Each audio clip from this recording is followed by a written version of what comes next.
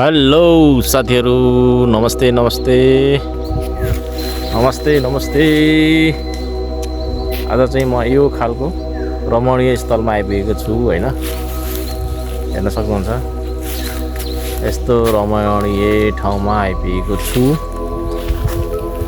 र आजभन्दा विगत अलमोस्ट 10 वर्ष अगाडि हामीहरू साथीहरू चाहिँ यसै ठाउँमा चाहिँ रमाइलो पिकनिकको लागि आएको थियौँ। त्यतिखेर चाहिँ यहाँ एकदम सङ्लो खालको पानी बग्थ्यो हैन, एकदम रमणीय अझै।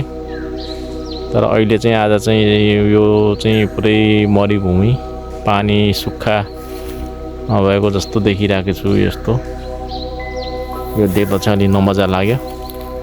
तर कुनै बेला चाहिँ यहाँ चाहिँ पानी बगिरहने 12 महिना हैन, एकदम रमणीय ठाउँ थियो। यहाँ चाहिँ अलिकति ठुलो चौर जस्तो पनि थियो हैन, तर अलि यस्तो भएको रहेछ।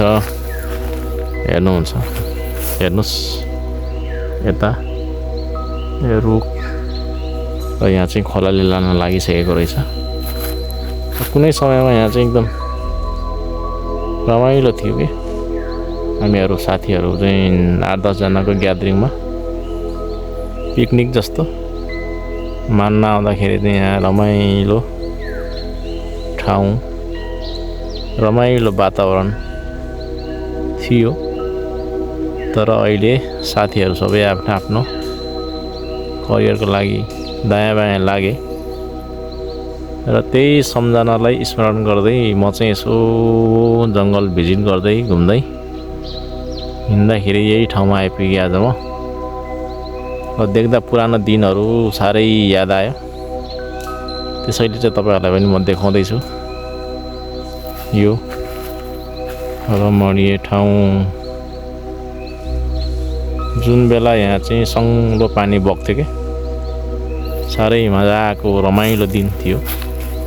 तर आज हामी कता कता पुग्यौँ, तर म चाहिँ यसो बेला मौकामा यसो भिजिट गर्दै गर्छु।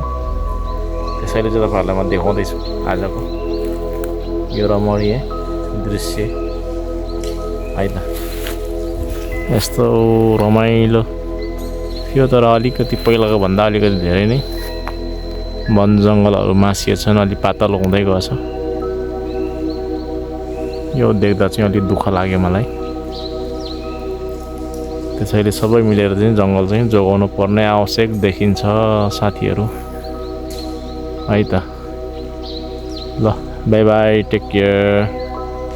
रमाइलोसँग बस्नु होला, घर परिवारसँग खुसी हुनु होला, घर परिवारसँग दिन बिताउनु होला।